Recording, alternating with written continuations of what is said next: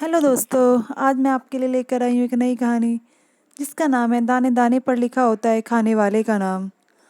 कहावत सच कर दे भगवान, हर भूखे को खाना नसीब हो, कुछ ऐसा कर दे भगवान। एक सेठ जी भगवान कृष्ण जी के परम भक्त थे। निरंतर उनका जाप और सदैव उनको अपने दिल में बसाए रखते थे। वो रोज़ स्वादिष्ट पकवान बनाकर कृष्ण जी के मंदिर में जाते थे अपने कान्हा जी को भोग लगाने। घर से तो सेठ जी निकलते पर रास्ते में ही उन्हें नींद आ जाती और उनके द्वारा बनाए हुए पकवान चोरी हो जाते।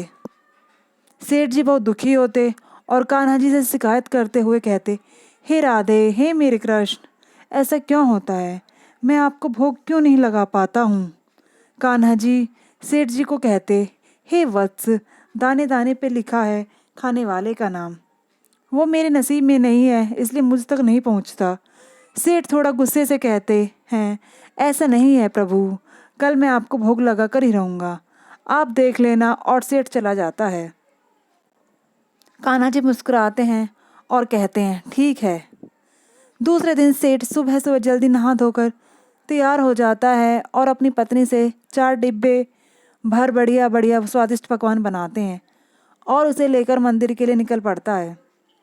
सेठ डब्बे पकड़कर चलता है। रास्ते भर सोचता है, आज जो भी हो जाए सोऊंगा नहीं, कान्हा को भोग लगाकर रहूंगा। मंदिर के रास्ते में ही उसे एक भूखा बच्चा दिखाई देता है और वो सेठ के पास आकर हाथ फैलाते हुए कुछ देने की गुहार लगाता है। सेठ उसे ऊपर से नीचे तक देखता है। एक 5-6 साल का बच्चा, हड्डियों का ढांचा, उसे उस पर तरस आ जाता है और वो एक लड्डू निकाल के उस बच्चे को दे देता है। जैसे ही वह उस बच्चे को लड्डू देता है, बहुत से बच्चों की भीड़ लग जाती है। न जाने कितने दिनों के खाए पिए नहीं, सेठ को उन पर करुणा आ जाती है। सेठ जी सबको पकवान बांटने लगते हैं। देखते ही देखते वो सारे पकवान बांट देते हैं। फिर उसे याद आता है, आज तो मैंने राधे जी कान्हा जी को भोग लगाने का वादा किया था। सेठ सोचते हैं कि मंदिर पहुंचने से पहले ही मैंने भोग खत्म कर दिया। अधूरा सा मन लेकर वह मंदिर पहुंच जाते हैं और कान्हा की मूर्ति के सामने हाथ जोड़ बैठ जाते हैं। कान्हा प्रकट होते हैं और सेठ को चढ़ाते हुए कहते हैं, लाओ, जल्दी लाओ मेरा भोग, मुझे बहुत भूख लगी है, मुझे पकवान खिलाओ। सेठ सारी बात कान्हा को बता देते हैं। कान्हा मुस्कुराते हुए कहते हैं, मैंने तुमसे कहा था ना, दाने दाने पर लिखा है खाने वाले का नाम। जिसका नाम था उसने खा लिया, तुम क्यों व्यर्थ चिंता करते हो? सेठ कहता है, प्रभु, मैंने बड़े अहंकार से कहा था आज आपको भोग लगाऊंगा, पर मुझे उन बच्चों की करुणा देखी नहीं गई और मैं सब भूल गया। कान्हा फिर मुस्कुराते हैं और कहते हैं, चलो आओ मेरे साथ। और सेठ को उन बच्चों के पास ले जाते हैं जहाँ सेठ ने उन्हें खाना खिलाया था और सेठ से कहते हैं, जरा देखो, कुछ नज़र आ रहा है? सेठ की आंखों से आंसू का सैलाब बहने लगता है।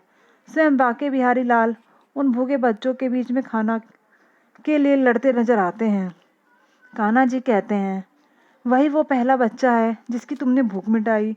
मैं हर जीव में हूँ, अलग अलग भेष में हूँ, अलग अलग कलाकारी में। अगर तुम्हें लगे मैं यह काम इसके लिए कर रहा था पर वो दूसरे के लिए हो जाए तो उसे मेरी ही इच्छा समझना, क्योंकि मैं तो हर कहीं हूँ।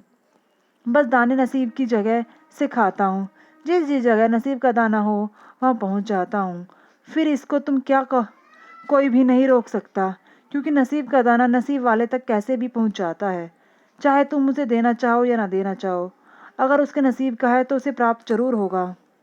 सेठ कान्हा के चरणों में गिर जाते हैं और कहते हैं, आपकी माया आप ही जाने। प्रभु मुस्कुराते हैं और कहते हैं, कल मेरा भोग मुझे ही देना, दूसरों को नहीं। प्रभु और भक्त हंसने लगते हैं। आप लोगों के भी साथ ऐसा कई बार हुआ होगा। मित्रों, किसी और का खाना या कोई और चीज़ किसी और को मिल गई, पर आप कभी इस पर गुस्सा ना करें। ये सिर्फ प्रभु की माया है। उसकी हर इच्छा में उनका धन्यवाद करें। श्री राधे राधे।